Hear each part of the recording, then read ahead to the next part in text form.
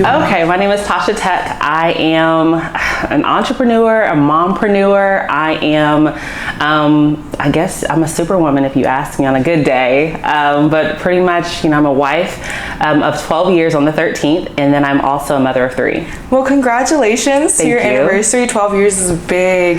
Yes. So explain to us what Wife Code is about and how you came about creating this community. Okay, well, me and my girlfriend were actually just on the phone and we were discussing our marital issues, and I'm like, you know what, after it was over, I was like, I'm glad we were able to discuss this.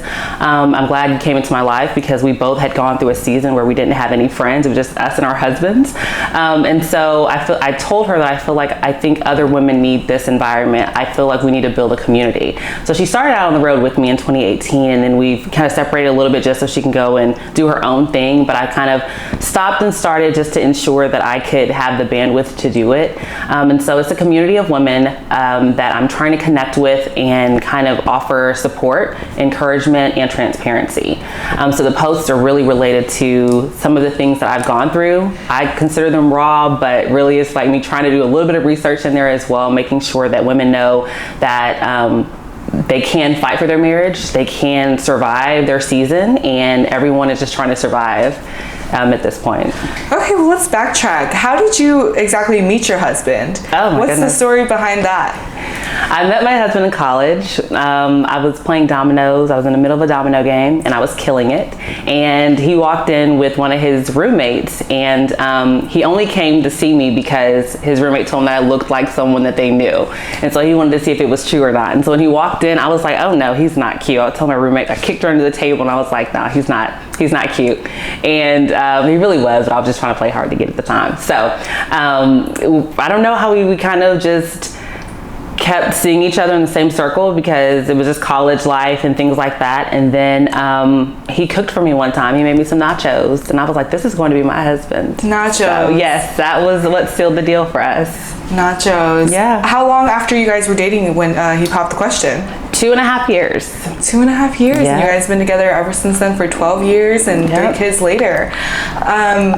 If you're looking back in college, did you ever think that you would get married so early? Actually, I did. Even in middle school, I'm still friends with my middle school friends, and I used to always just tell them I'm going to be the first one to get married and the first one to have kids, and that's actually what happened. I'm not going to give y'all too much of my information, but I dated a few, and Mark was totally different. We shared the same values, the same morals. He was a gentleman from the beginning, and so again, being in college and coming out of high school and dating a lot of different types of boys, he was definitely a man. And so we, after partying together and studying together, we were the only ones out of our friend group that would get up after a party, coming home at probably 4 o'clock and still going to church. And so that was something that I'm like, okay, we're on the same page. We can work through this. So you feel like God has a big role in your marriage. Gosh, yes, I should have said that at the very beginning. Yes, we're both Christians, so we're spiritual and religious, and so we're traditional and old school at the same time, but God is at the head of our marriage. We wouldn't be together. We would not have sustained our marriage, the trials, the tribulations, the finances, the kids, everything without God being the center focus. He always brings us back in.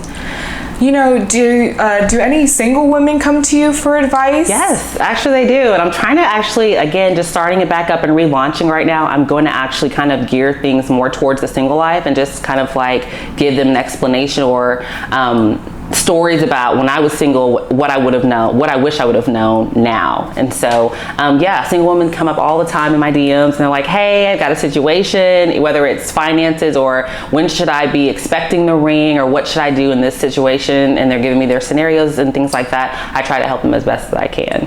Yeah. So you said earlier that you're a mompreneur. Mm-hmm. You don't only just run, the Wife Code community, you're a mom of 3, but tell us about your other businesses and endeavors that you have. Tucked Away Boutique. it's my wig line. I sell bundles and wigs. They're handmade, hand-sewn, glueless wigs, like a seamless plug there. But in the effort and what I'm about is really just empowerment, whether that's my friends, my family, people that I meet on the street, anything. I'm going to try to offer some type of encouragement through for your situation. And I feel like for me, wigs are just a way of expressing myself. If I'm having a bad day or if I have a pimple on my face, I can decide which wig I want to wear for that day, and that just makes me happy. And so I decided that since I love them so much, I might as well offer it to other women at an affordable rate or affordable price. And that's just something that I'm passionate about. Wigs and bundles and filling the hair, curling the hair, washing the hair, that's just me. And so we have ready to wear wigs available at all time, and we have some that you can also purchase. And go ahead and tell them your website. Well, you know what? My husband's going to kill me. My website is not ready, but I do have wigs available, so they can DM me at any time, and then I can ship them to them. They can actually come to me and actually try them on as well. So I can also braid your hair down if you need me to. I've got the whole shebang. So you're a one-stop shop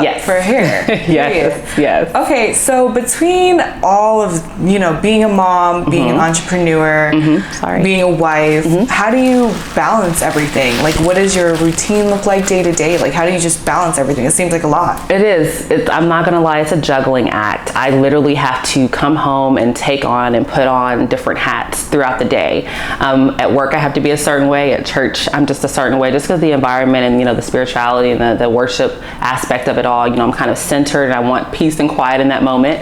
And then with my husband, I want to be, affectionate. I want to be sexy. I want to be listened to and, different things at different times in our seasons and things like that. So it's a balancing act. I have to be animated and energetic with my kids after working all day, after maybe cooking or doing something that my husband asked me to do, or forgetting or remembering to do what it was, all at the same time at all times. And so really, God is my focus. I try to journal as much as I can. I kind of I stay in my Bible and make sure that I'm just kind of reminding myself that this can be done and that He's kind of given us a blueprint on how to do it. And everything in Him, like I'm beautifully and wonderfully made, even despite my flaws and my hiccups and things like that. I know that God intended for me to live a prosperous life, and so I made a commitment to God that I would stay with this man. And so that's the goal every day. Wake up, try to be whole for myself first, so that I can present to him a wife that he's willing to love. And so that's just a daily thing, because of course work and stress and life happens, and it kind of just interferes a little bit. Yeah. Between all of that, what do you do to help stress relief? I know you said journaling can be pretty therapeutic, but what else do you like to do? I would say work out. If you'd asked me probably 5 or 6 years ago, I don't have time to work out anymore. I really just pray. Music is just my outlet. We both love live music, and so I'm just constantly listening to classical music while I'm working. With the kids, again, it's animated, something that they can focus on with TikTok, so we can laugh and joke around with that. But music is just relief. I just listen to music. That's it, and kind of meditate and pray and just give me my alone time and my moment. Yeah. I don't know if you're super plugged into social media right now, but with, all these celebrities and dating now, how do you feel about everything that's on the news about dating and love life compared to years ago when you got married? It's discouraging. I think when Mark and I were dating, he was in my top 8 on MySpace. So even MySpace was it was more, I don't know, humble is not the right word. It was calm compared to what it is now. You have access to so many things and so many people and so many different, responses. And it's just oh my goodness, it's overwhelming, honestly. But I think that social media has definitely impacted marriage. Media, let me just kind of go back a little bit and just say, for African Americans specifically, I feel like we're at a disadvantage just because everything that you see now is either we're throwing a drink, or we're getting a divorce, or we're cheating, or we're going to jail. And that's just honestly what I feel, what I see when I turn on the TV. There's of course a lot of motivation out there as well, if you have to find it though. And so social media is kind of just giving people this outlet that's showing them all of this negative energy all day.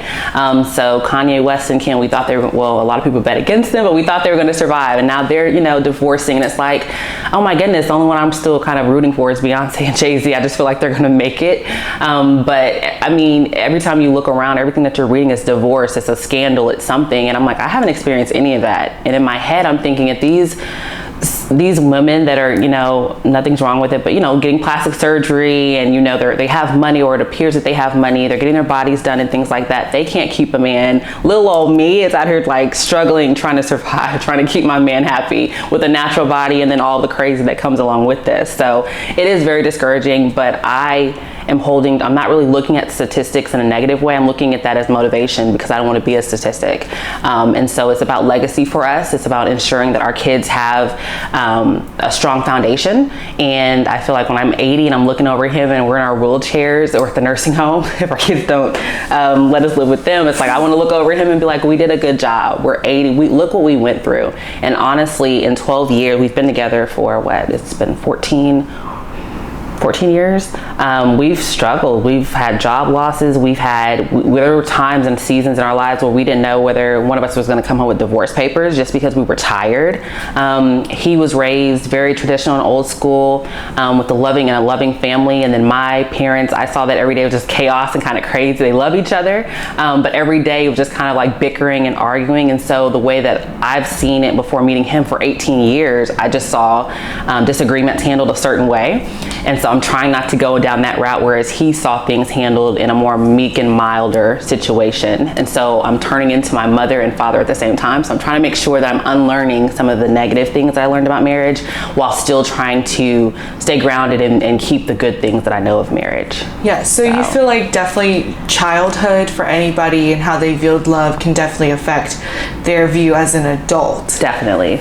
You have to learn and unlearn. There's no blueprint to marriage. And so what you saw for your parents is going to be totally different with your husband or your wife, just because they were raised totally different. Like no one was raised the same. And so depending on their financial situation, their employment, their family traditions and things like that, that impacts the person you're laying next to every night. And so the things that go through my husband's mind, the way that he wants or he thinks that marriage should go, is totally different from the way I saw it growing up. And so I'm trying to show him that I'm being submissive and that I'm caring about him and I'm wanting to do things a certain way, but he has to understand that I have 18 years worth of, I'm not going to say trauma, but just 18 years worth of just a learned behavior in the way that I respond. And so for us, it's been communication. We've had to work on that a lot, because he wants a specific response and a specific tone, and I'm only used to giving it a certain way. But I know that we can turn it on and turn it off, because we do it for work, we do it for church, we do it with our kids. So it is possible, but I have to make sure I have enough energy and enough consideration for him at the end of the day to make sure that I'm tending to his needs as a whole. Yeah. So earlier, just now, you said the word submissive. That's a sensitive word right now. I know. feel like in the world. What does that word mean to you? Because a lot of women right now, we're standing independent. Yeah, bullheaded. Putting our foot down. Yes. What does that word mean to you in your marriage exactly? It's about being soft. I think that women are I was raised to be independent, and anything from as small as go get something out of the kitchen, make it yourself, to figuring out how to sign up for school. I did all of that on my own, and I got my first go interviews by yourself and things like that. So I had to learn a lot of skills along the way. And for me, again, as a Black woman, it's just I feel like we just wear so many different hats. We have to wear our hair a certain way to be we have to seek validation in different ways than other ethnicities have to, I feel. And so that's just a lot of stress on me daily. But from the way that I speak, the way I respond to an email, that's 8 hours a day. And then again, with my kids, I'm not wanting to be hard and make them feel like they have to be super women or independent. And so I'm catering to them. And so for my husband, I have to, again, make sure I have enough energy and fuel to be soft with him, because all day I'm killing it at work. I'm killing it with my kids. I'm a great friend. I'm an amazing daughter and niece and everything else that I am. And so for him, I'm trying to be soft with him, but he has led our family and put us in a position to where I can be soft with him. And so for me, he wants me to be soft. He's like, I can't be with a man. Like, I can't, you're being aggressive right now. I don't like your tone. And so I'm like, oh my gosh, like, what can I do? Like, how can I soften myself when all day I've been hard and I've been stressed out, and he's not really affectionate. And so I have to tell him, like, hey, maybe if you do this or that, I might kind of unwind and I can just be more submissive to you. But for me, being submissive is just keeping everything in order. And so for us, I give the analogy that my husband's the CEO, so he's the executive over the house, because at the end of the day, I feel like, and what I've been taught is that God's going to ask him, like, hey, I gave you this family, I gave you this wife, what did you do with it? Because Jesus loved he's supposed to treat me as the church. And so I want to make sure that I'm giving him the opportunity for God to say, job well done, you handled that well. And so we've had to just kind of learn things along the way and figure out the best way of communication for us. But I feel like being submissive is not hard. It's not necessarily him ordering me around or telling me what to do. It's him being the executive, and then for me, I'm the COO. So I still have a position in the household, but I'm more of the operational person in the house. So I do anything that moves in the house, whether that's the kids, the furniture that we buy, or where we go eat, that's up to me. But I have to run that through him to make sure that he's, as an overseer, that he's doing everything. He's also the CFO, so he wears two hats because I don't do finances. So it's like a lot of things that just kind of have to move through him, and that's working for us. But I feel like everyone can kind of take whatever analogy they need and run with that and let everyone play their positions and understand that if he's failing in an area, that I can still come in and help, because we're the C-suite, we're executives, but he might need some assistance from me and vice versa. So we kind of work through that on a daily basis. What would you say your dynamic is with your kids? Like, there's this, mommy's mean, dad's laid back. Like, what do you feel like that is? Oh my goodness. My husband doesn't discipline at all, especially now that we have two girls, 11, 10, and then a 2-year-old son. So now the 2-year-old has come in and was born on his birthday. He is like this big old teddy bear. So like literally I was talking to him about our oldest daughter and her grades today, and she's in all honors and she's kind of slacking a little bit. And he was looking at me like, oh. He was like, well, we'll talk to her about it. We'll give her one more chance. Like, he's being more lenient. So I'm the disciplinarian. I'm also, I guess you could say, like, the cheerleader and the motivator. He's really just go with the flow. If we're going to the kids' events, he's there. He's going to support. He's going to tell them job well done. But I'm the one that's like, make sure you have your socks. Make sure you cheer loud. Make sure you hit the volleyball over the net this time. Like, I'm the one that's kind of giving all of the energy, and he's really just laid back. But I don't know. He's mean to me and nice to the kids. If you were to ask me, he might have a different dynamic or view. What advice would you give to, earlier you said struggling seasons, because when it rains it pours. It does. What would you say to people, women right now that are wives that are going through that season? Depending on the season, I feel like I'm just going to let you know you can make it through, and the season doesn't last for always. It doesn't last forever. So if it's a financial situation that has you questioning your marriage or questioning your decision to get married, I say stick with it. My husband and I have kind of been through the trenches, and we have a lot to show for it. So right now, finally, after 12 years, we're at a place where we're just trying to maintain. We have everything that we want. We drive the cars we want. Our kids are healthy and strong.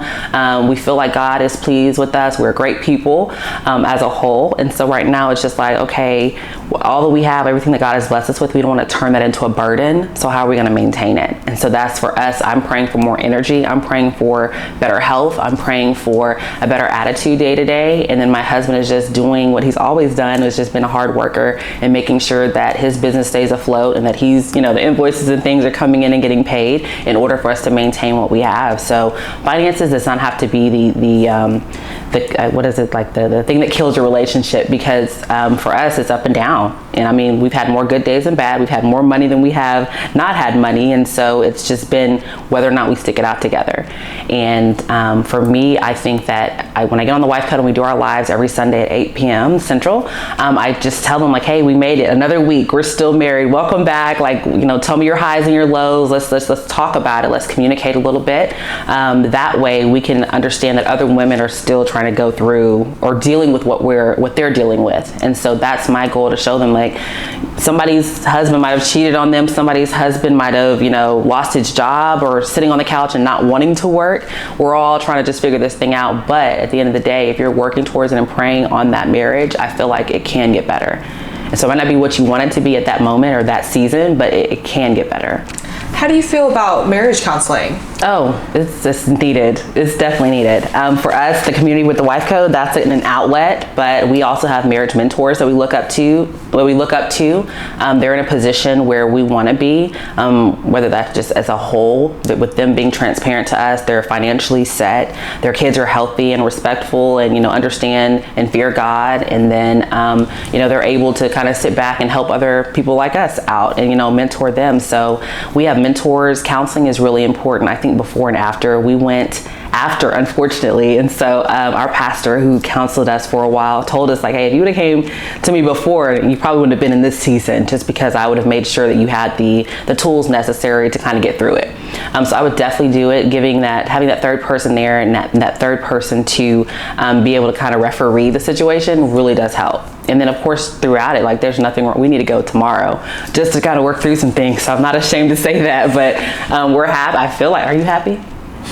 We're happy, but there's always something that you can fix. Like no one's perfect. And so making sure that we understand that no one's perfect kind of eases the tension of trying to be, or I guess it just the egos aside, depending on the situation.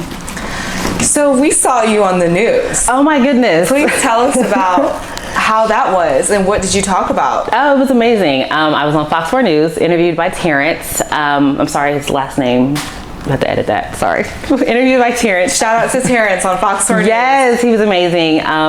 He interviewed me in regards to being a wife during the pandemic and like how we were able to hold it together. And honestly, like I wasn't prepared for that question because I really didn't think about it, just because we would just work through it. Like we got up every morning and I prayed over my husband when he went to get the groceries during the beginning of it in 2020. And then we just kind of, nothing stopped. I think it brought us closer just because like, I don't want to lose you. I know he has health issues. He has asthma really bad. We joke about it, but I was like, oh my gosh, when they put asthma on the news, I was like, Mark, you can't go to the grocery store today. You can't get tissue for the family. I'll have to go because you have asthma. So like in the beginning, it was crazy.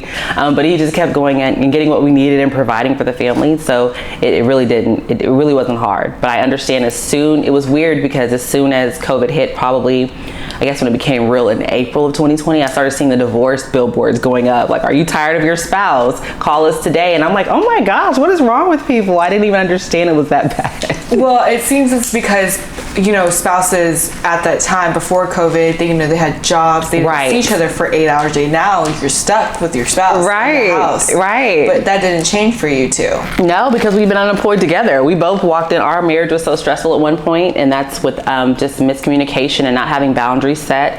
And our goals were not clear at the time. Like we both walked. I pretty much was set. My boss told me today could be your last day or not. And I was like, it's gonna have to be my last day. I'm kind of tired. I quit my job, and then Mark also got fired. I think you were for being late to his job. I quit or got fired, and then he quit and got fired on the same day. So it was just that rough to where he knew he was on a final, and this was probably in 2011. 2011, yeah. And so we were a little young, and he knew he was going to be late, and he didn't even care. And he was like, I'm just so tired. At home is not good. And so he risked it all. And so we were unemployed. He had a second job, but we were unemployed probably for 3 or 4 months, and we had a mortgage and 2 kids. So we kind of just gone through it a little bit. What do you guys do for like date night and just to, bring you two together after 12 years of marriage and 3 kids? We eat a lot. So we're always trying a new restaurant. If we don't like it, we'll never go back, and we try to get a refund while we're there. But no, we like to taste different foods and things like that. We connect, we watch TV together, we laugh. I will watch Martin every single episode every other night. It's like, that's our thing. I know what's coming up next. We just laugh and we just spend time together. it's hard because we're not trying to spend a lot of money. And so you don't have to. We can have a picnic in front of our fireplace. We can go out in the backyard and make love if we wanted to. Like, there's just so many different things that we can do to stay connected.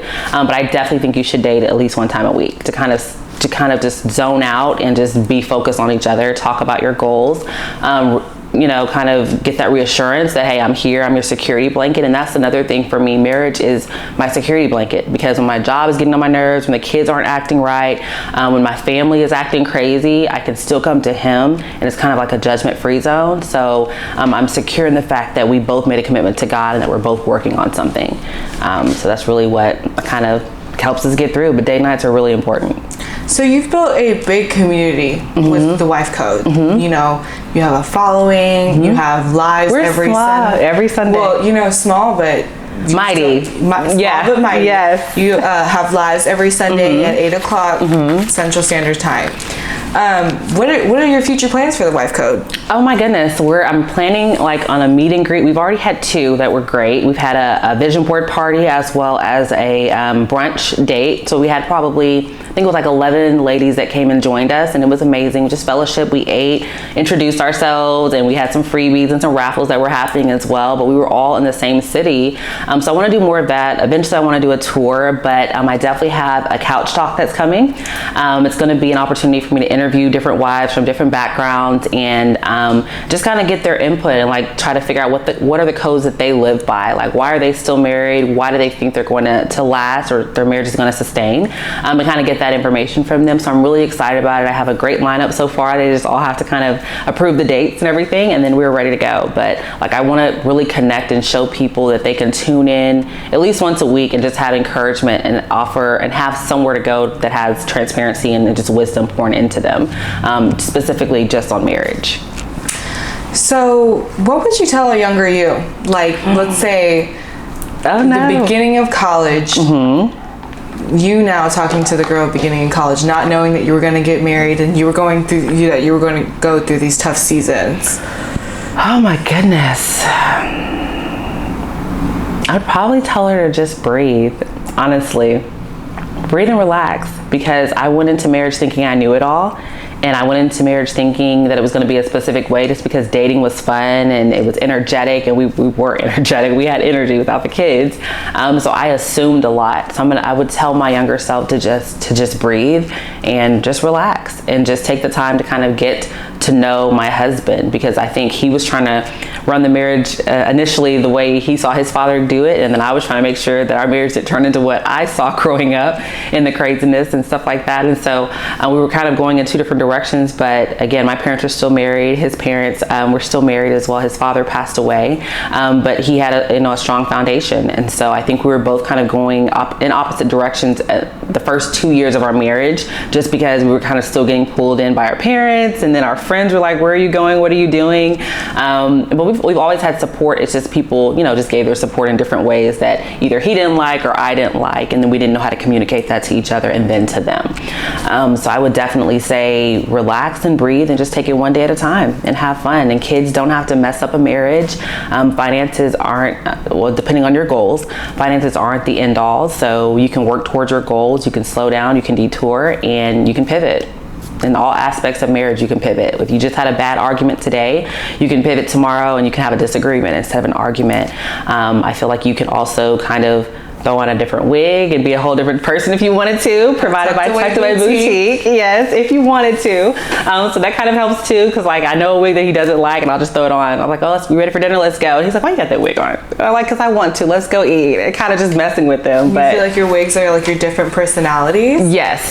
Yes, my short ones are my sassy ones, and then my long ones are just kind of like my sexy, don't mess with me, you might lose me tonight type of attitude or vibe. So yeah, and then I have my work one that just looks like a work wig. So. Strictly just a work wig. Yes. So nowadays, women in society, a lot of girls, strong, independent, I don't need a man. What would you tell them? Is marriage scary? Is it truly scary? It is very scary. It's the scariest thing I've ever done, and I've been doing it for 12 years. Every day I wake up, I don't know what direction we're going to go. I just have the security blanket of knowing that he might not leave me today. But I would say, do it. Jump all in. Wear your heart on your sleeve. Allow this man that says that he wants to be with you. to kind of be the head of your household and allow him to lead.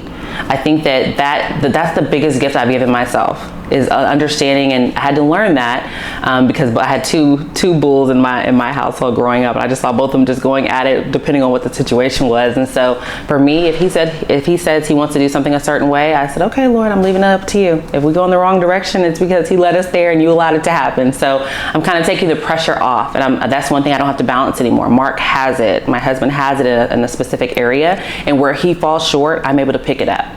So if he needs something specific, he knows he can come to me. And if it's something that I know that he kind of fumbles the ball with sometime, I don't try to break his ego, but I'm like, hey, let me help you here. Let me do it.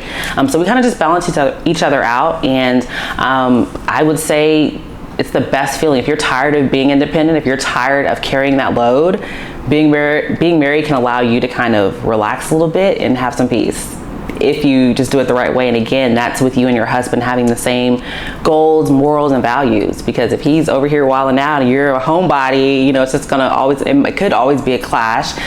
If wherever you see your husband, it doesn't have to be like a work in progress, but if he's showing some tendencies or some things that you don't like now, most likely he's gonna settle in that way. So you kind of have to bring that to his attention, like, hey, I really don't like it that you play the video game 8 hours a day. Do you think you want to get a job today? Maybe. To kind of push him in that direction. If he's overweight or if you're overweight, you can decide on what food comes into the house. And so when you go shopping, make sure you're buying the things that could help and researching the right recipes to kind of help your situation. So there's many ways, especially now with the internet and social media and our phones and things like that, there's many different ways to kind of work through your situation and research and find some help if needed.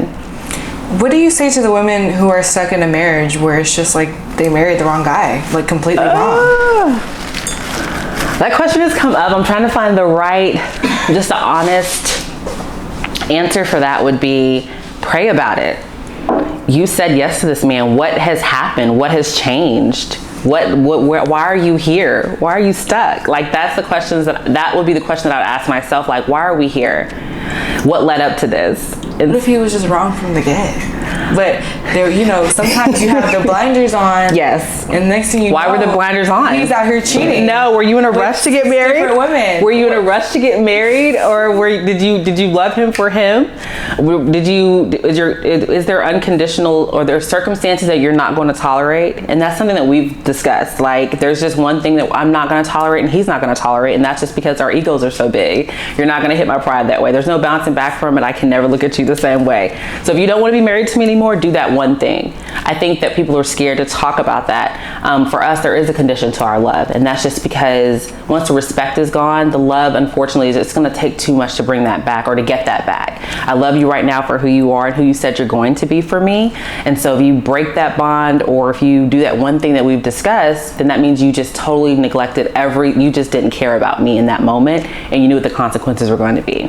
But for other people, our condition, people can bounce back from it. So you feel stuck.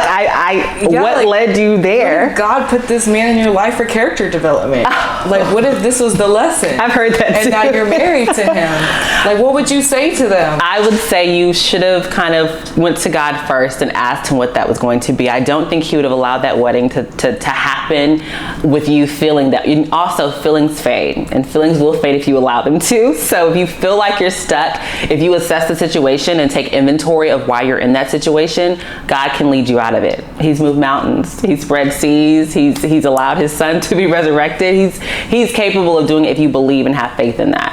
Some people that don't have faith in that or feel like this is overwhelming, I shouldn't be in this situation. Again, what did you do to get you in that situation? If you feel like you're stuck, what is it specifically? Is it finances? My husband and I we both work 2 jobs.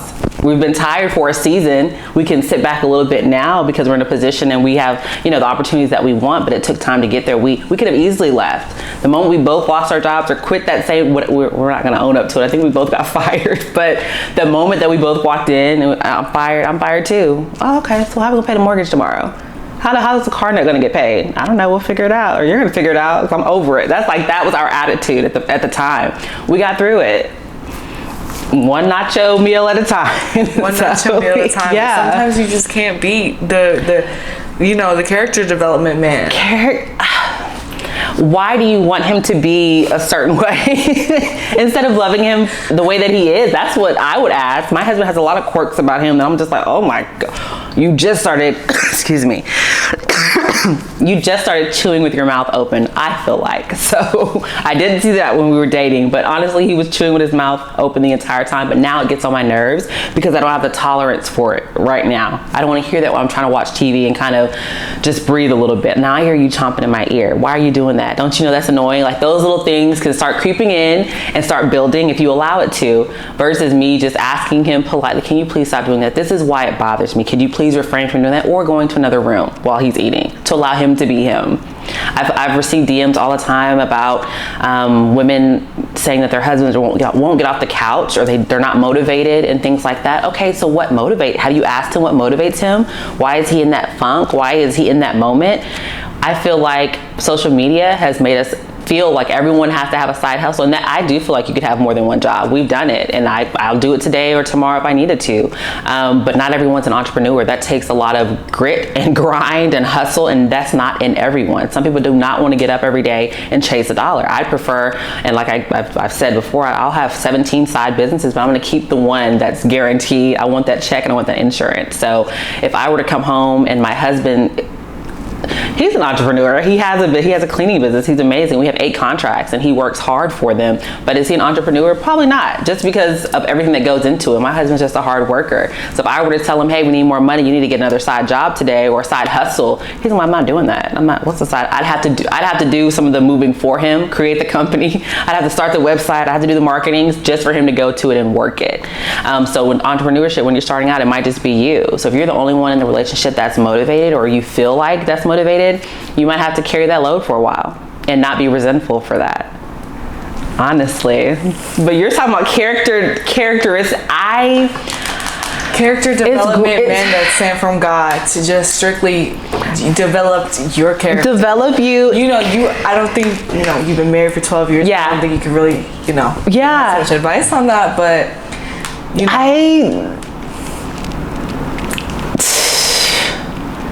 I don't. Again, that's in the eye of the beholder. What you're tired of, another woman can come over here and kind of make it work and build that man up and pour into him to give him the energy and the motivation that he needs. So what is it about this man and his characteristics at this time or at this moment that is not sitting well with you? Is it because you're seeing other women on social media bragging about certain things or showing you their highlighted reel at that moment? Or do you know how hard she's praying at home on her knees? Do you want to stay for 3 hours and pray over your husband while he's sleeping, snoring? And you've already told him, or trying to figure out a way for him to stop snoring. Like, she's dealing with a lot over here. You're wanting this man to take great pictures on social media, or be more motivated, or be more, just whatever it is. And another woman is over here grinding and crying at night and pleading with God, please. Like, I've dealt with this. I've been with this situation, and just like the woman who bled for 12 years and just touched the hem of Jesus's garment, and was he like, that's the type of focus you kind of have to have. Like, oh, you think your season should be over in a month, but God wants you to sit in that thing for 10 years. Are you okay with that? You shouldn't be married. Season for 10 years. Yes. Most definitely. A 10-year bad season? Yes. What is a bad season though? Are you suffering? Do you feel, is he beating you? Well, that's the only reason I feel like that's like, sis, you might have to go ahead and file some papers for, abuse and things like that. But I get it. People are abused mentally, emotionally, and it's draining. But again, that's your choice to get out of that season if you want to divorce him because you don't want to deal with it for 2 more weeks or 2 more days or 2 more years. Damn, these seasons are long. It can be. It definitely can be. Seasons seem draining. A season of miscommunication is the worst. Just like everything you say is just falling on deaf ears, or it starts an argument. Yeah, we've had seasons like that. But the issue was the money. The issue was both of us being tired and not knowing or being willing or having the energy to communicate our situation, our mental state to each other. It was just like, no, I'm good. You're just getting on my nerves. Or I said I'll do it later, versus it being, hey, honey, I've had the worst day today. I've sent probably 50 emails. I dropped the ball with the kids. I didn't make this. I sat in traffic for 2 hours. I feel like I want another call. Like, there's just so many different things that kind of play on your emotions and the way your tone, your attitude every day, to where that man is probably he might come home and his characteristics might not be what you like today, or for a month. He hates his job, Or maybe you're not making the right lunch for him and he's watching everybody else come in with the lunch that they want or that he wants, and he's upset about it. Like, he just doesn't want to tell you. There's so many different things that we go through on a daily basis that we just don't know how to kind of explain. And so if you sit that man down and say, hey honey, I love you, I adore you, I feel like you are meant for so much more than this season that you're in right now, whether that's depression, whether that's obesity, whether that's just anger issues that he's dealing with and he needs anger management. Like, there's so many different things that you can kind of work through and talk to, and you can take the first step. You can bring the counselor to your house, you can pray over him, you can make sure that you are giving him a peaceful environment to come home to. So there's a lot of things that we can do, we just don't want to do. Why do I have to do everything? Why do I have to cook, clean, work, and pay the bill, whatever it is, while he's sitting on the couch in his depressed season? Why couldn't he just keep a job? Like, there's so many things you could do versus you just doing what you said you're going to do and stay committed to this man for better, for worse, sickness and in health, and for richer and for poorer. So you forget the vows. I think that a lot of women get to a point where they're, again, me just sitting on my phone scrolling, I'm like, oh, okay, that's cute. Why we haven't been on vacation in 2 years? Because we've been grinding over here. We have a big old house and we're driving the car that we want. That, you know, like, there's so many things that go into it that you just forget, and you'll get mad at him because he doesn't want to go on a trip, or we don't have the finances at the time to go on a trip. But look around you. Look what other things you have been able to do or you're capable of doing, or look at your finances and plan a 5-year goal or a 2-year goal, or save money and sacrifice. That's another big thing that a lot of people don't want to do. We've had to sacrifice so much. Getting hair and nails done at one point was just like an argument, because I've had my hair and nails done paid for by my father my entire life, well, since 6th grade. And so that's what I'm used to. Every 2 weeks I'm getting my hair and nails done. Well, there was a season where we were moving out of an apartment, building a house, we had 2 kids, and we were, again, driving the cars that we wanted to drive, and everything was going great, eating out all the time. Excuse me, but there was a season where I didn't have $45 to get my nails done. And then, well, he told me I didn't, but then I would still go get my nails done anyway, because that's what I wanted to do. And so then he had to move the money around. He had to stay up to 2 o'clock in the morning figuring out how we were going to pay the next bill, or how we were going to do this or that, or what we were going to cut back on in order to pay this or that. So just simple things like that. I was still getting a new outfit every week. I was still, we were still going out.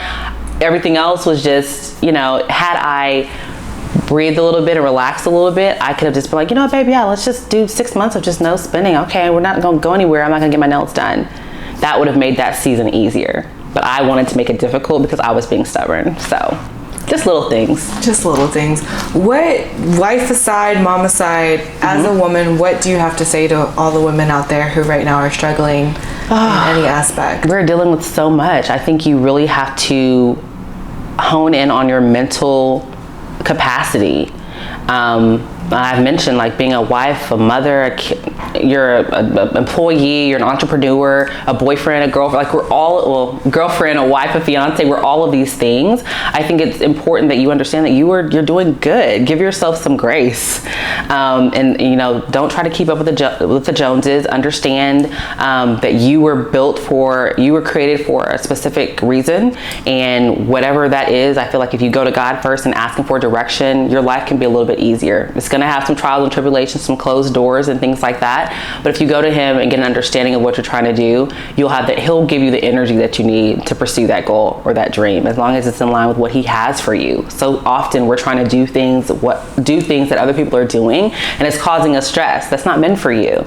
You weren't created to do that. You're supposed to be way over here, and you can still get the fame, or you can still get the acknowledgement that you're looking for, but you just have to be in the right space, I feel like. And that's what's worked for me. I feel like this year is my year of rest. I've had years where I think 2019 was my year of just, I don't care how it gets done. That, like, my mantra was, as long as it gets done. I don't care who does it. I don't care who washes the dishes. They're going to be washed incorrectly. They're going to be put away wrong. I don't care, as long as it gets done. I don't care who cuts the yard at this point. I just want the yard cut. I don't care who puts the trash out. I don't care how many, it was just so many things in our house. And I was just like, as long as it gets done. And for work, I was like trying to overachieve. I was trying to be an overachiever and hit specific goals. And I did that because I was able to just say, I don't care who does it, just get it done. This year is my year of rest, where I don't even want to do whatever it is that needs to get done. I kind of want to rest because we've been we've been in grind mode for years. And again, now that we have what I feel like we both want and that we're both comfortable with, I just want to kind of maintain that. And I can't do that if I'm not